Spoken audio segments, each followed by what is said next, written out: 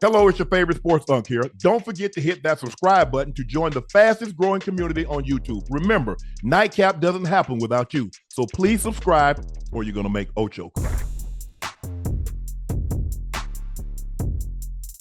I think we have a clip of this, man. This is crazy. With a father, his son is about to play Pop Warner football, right? Mm-hmm. And when he found out how much it cost, I mean, I wouldn't say he went crazy, but he was a little upset about the cost. Why How much was of his son? So much to look, check it out. Football. Why is it $620 for one of my kids, to play tackle football? I know I'm a little bit older. When I was coming up, it was $50. That was expensive to my mama at the time. But being realistic, that was not expensive. But $620, where is money going?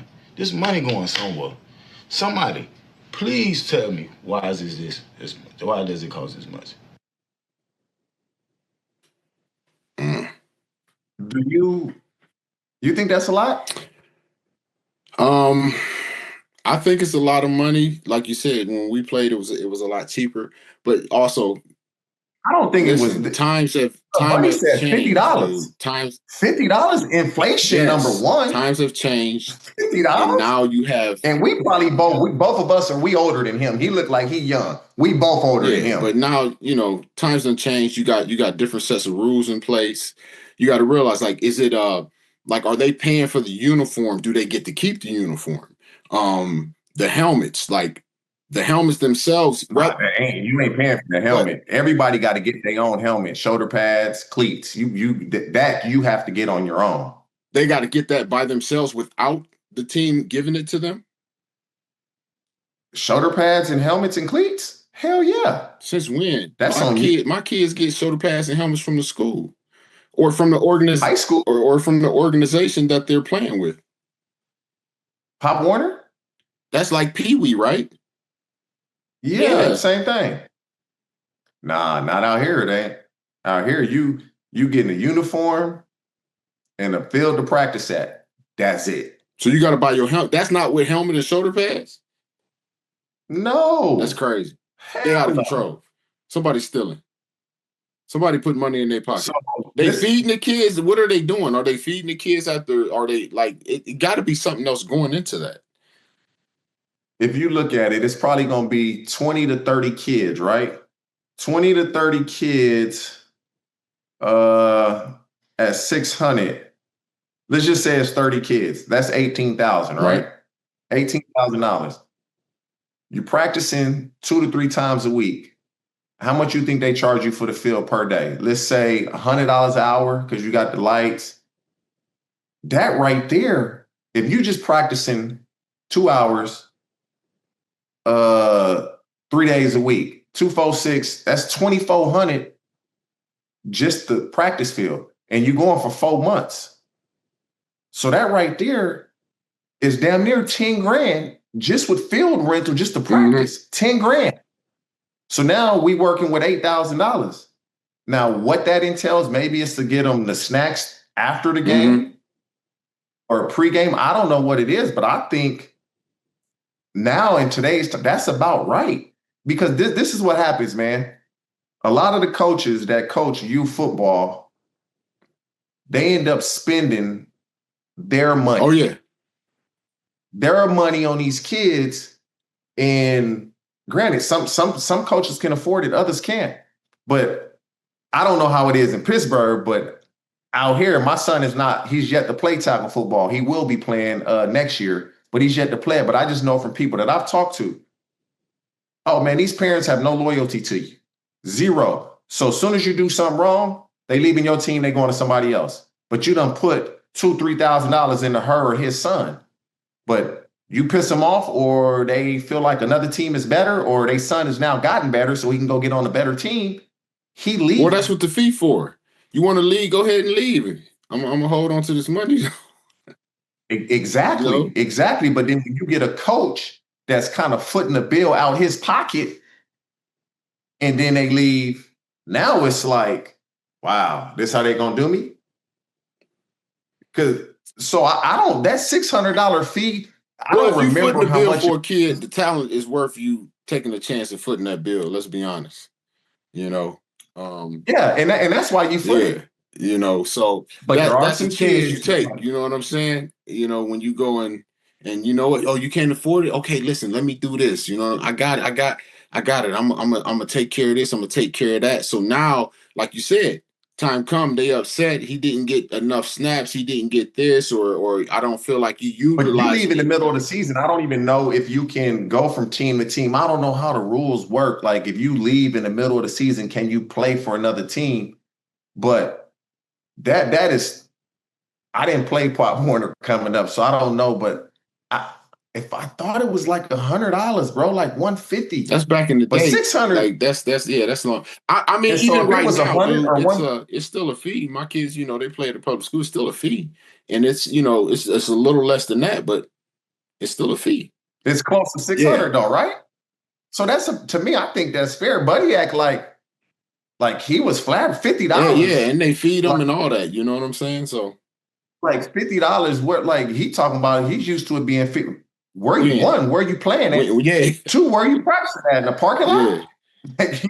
You got to get a park, a field, a high school. Now, if you practice, there are certain cases I know out here when you have a really good organization and a really good team, you use one of these high schools out here to practice at because your team is so good and your players are so good. They hoping that some of those players attend the high school that you practice at, so they'll let you use their fields. Outside of that, man, you football, just being a coach is expensive. And like I coached my son 7-on-7 this past spring. We went 10-0, won a championship. We blew them out 35-0 in the championship game. You know, I'm gonna brag a little bit, but we beat their ass. Beat their ass, right? Wow, you go beat the kids' ass. Okay, go ahead. All right, but no. The coach really was like talking shit. Like I think they thought they beat my homie team in a semi. No, so you got to realize this. They weren't beating your kids. They were beating you. Exactly. They were beating you. It has nothing to do with the kids. Yes. It's now I get an opportunity to go out here as a coach, but my kids is playing and I get to beat Houshmandzadeh. I'm going to tear his ass up because I know better than him. I could have played in the league, and you know what? Now is my chance and opportunity for my son to do what it is I should have did to him if they had just gave me a shot. Yeah, so I know it's like that. They'll tell their kid to really go at my son. So that's what my son know. Like, I told my kids that. I said, listen, man, it's people right now that's telling their son to try and tear your head off because you are James. Hey, hold on. Hey, good luck, boy. I'll be at the game. Dominate their ass. My son got a basketball game that he going to, and he about to leave. So yeah. As soon as we done with this podcast, I'm going to the gym. Hey, foot on throats, boy. Foot on throats. We ain't playing no games today. So yeah. Sorry, y'all. Hey, you good? I can hear them walking out the door. You good? Yeah. But it's so we did the 7-on-7, right? And we had some kids that come from the inner city, cool parents, and they probably could have afforded it too, even though they come from inner city. Parents were successful. And so me and another coach, the other coach got the uniforms, and then I paid the entry fee because the majority of the parents could afford it, but not everybody. Right. So he was just like, I get the uniforms. And I was like, all right, then I got the entry fee then. Entry fee was more than the uniforms, cool. But when it comes to that, like, it's expensive. And it's hard for parents to budget that. Like, I mean, I think the entry fee was it 15 or 1,800? And it was only 6 weeks. You play every Sunday. You get 2 games on a Sunday. That's 2 games on a Sunday. Kid? No, total. Okay. But we only playing with 7, 8 kids. 8 kids. We probably played with 8. Sometimes we'd be at 7. And so that's a little over 2. If we had divided it, it's a little over $200 per kid. And then you do the uniform. It's probably the uniforms, I think, end up being like $900. So everybody's uniform was about $100. So then now that's $300 per kid, but it's only a 6-week season. Parents can't afford that. And so I was like, yeah, I got it. No, not a big deal. And then that's just 7-on-7 for that 6-week time frame. What happened when you go play tackle? What happened if you go play basketball? What happened if you try to play other sports? And that's what I do want to get into, is the one sport athlete. So just bring that up when you talk other sports. But the $600, I don't think it was. Yeah, I don't think that was out of pocket. It wasn't astronomical to think that it would be $50 is out of control though. You know what is astronomical? Because when you go get a helmet, like you get a good helmet, that's $500-$600. Oh, I know. You get that new one. What is it? The Flex something? Speed Flex. No, it's a different one, dude. It's the one where they actually put it on their head and they 3D image it and then go make the helmet. Oh, so that's like $800. I don't know. I ain't gonna lie. So you got it for free. When you James Harrison, they're gonna give you that shit for free. I mean, yeah. I don't know what it costs. I just ain't paying. Yeah. You paid for it, but you don't know what. Yeah. And like good shoulder pads, playing sports is expensive, and a lot of time the coaches take on that expense. So you parents that's listening, show some type of loyalty because they doing it for your kid, and they doing it because the kid is good, but it's some kids that aren't good that they also doing it for because the kid. It keeps him off the streets. It gives him something to do, and maybe he'll develop. Who knows? I was a 0-star recruit coming out of high school and played a long time. You run drafted, and you're going to be in the Hall of Fame, and so you just never know. I do want to transition. I just brought this up about playing sports, and a friend of mine, we were talking actually as I was driving in. I had a television today, and so I'm on the freeway in traffic, and son is one of the best high school football players in the country, one of the top in the state. And we're talking, and I told him, I was like, I got to do Nightcap. And he knew you was going to be on the show. And he was like, man, ask James what he think about kids playing one sport. And a lot of kids tearing their ACLs at a younger age. Do you attribute that to one sport? Do you attribute that to not resting, doing too much? Like, what do you think can cause that and why? I don't know how many kids tear their ACLs at a young age. I do believe that, especially like in the pros where guys are tearing, tendons and all that other stuff, I think it comes down to cortisol. Like anything that has cortisol in it, you take those Meddraw dose packs and they have you feeling like Superman. You know what I'm saying? All your inflammation. Tell the people, because the people that's listening, they don't know what the dose pack is. Like, so it's steroids, but we're taking them shits all the time. Right, so it's methyl. Let the people know because they don't know. It's methyl something, whatever. But anything that has SON, SON, or Solon, SOLON, is some form of cortisone, and that weakens your tendons. It actually doesn't allow your tendons to do the things that it needs to do to like rebuild from you, always tearing, it tears and micro tears, but the proteins that need to get in there to help repair it, it doesn't allow it. So now those tendons, all tendons in your body, I mean, I'm talking things as far as like, you get the rub-on creams that have some type of cortisone in it. The pills, hell, even inhalers, you know what I'm saying? That has it.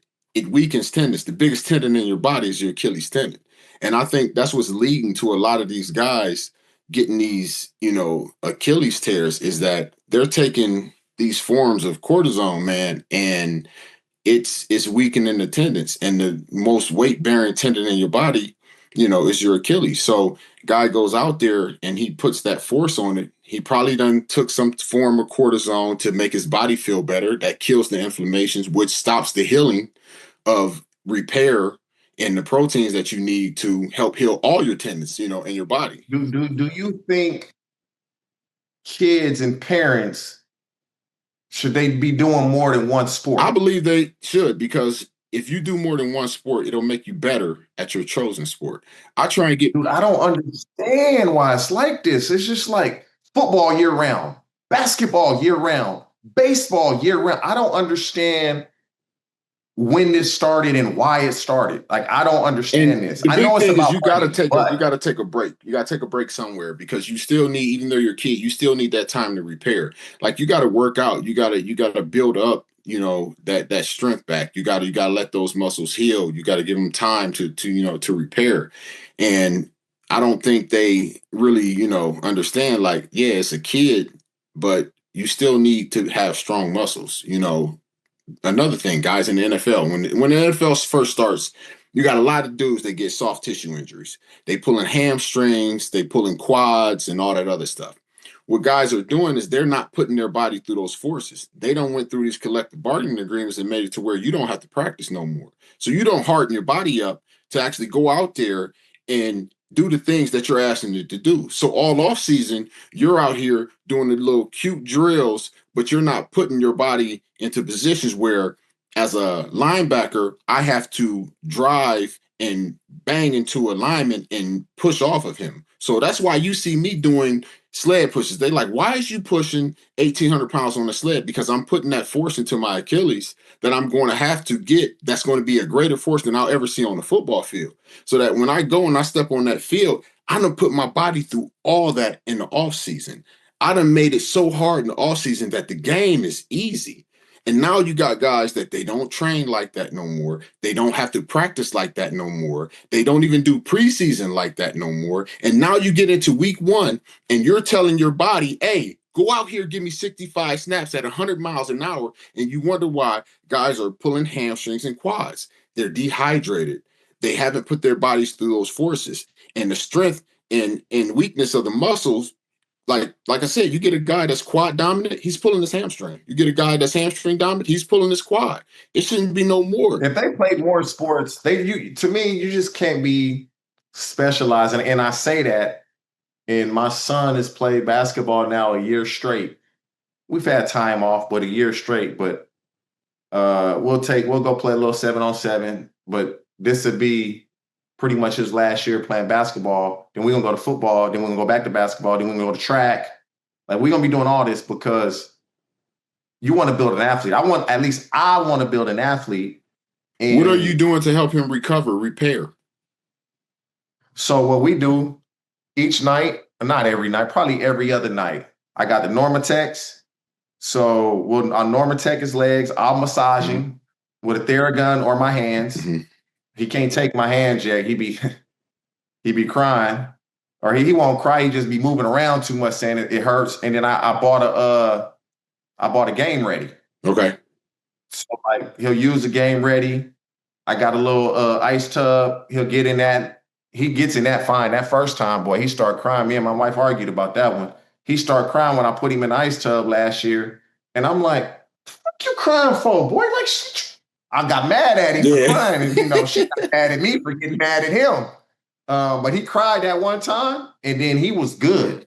So yeah, we Normatec, we ice tub if he needed with the Game Ready. We do the Game Ready. I'll kind of rub him out a little bit. Yeah, pretty much. That's what. Okay, so you're doing things to help him repair, recover. You supplementing me? No supplements at all. Because I didn't take when I played. Zero. I've never taken supplements. Nobody, even though he's your son, he's from you. That don't mean his body and DNA go operate the same. No, we haven't. He's never taken any supplements just because I don't think he's. And we do like small strength work, meaning we do a lot of like getting your hips strong, getting your calf strong. Was that a little soleus muscle right under the knee? Outside the knee on your right side? That's what that is? On the outside of your knee. Right here. Look. Talking about your VMO? This my No. That's your quad. The VMO is right there. Oh, you talking about the front on the just side below of the shin? Yeah, that.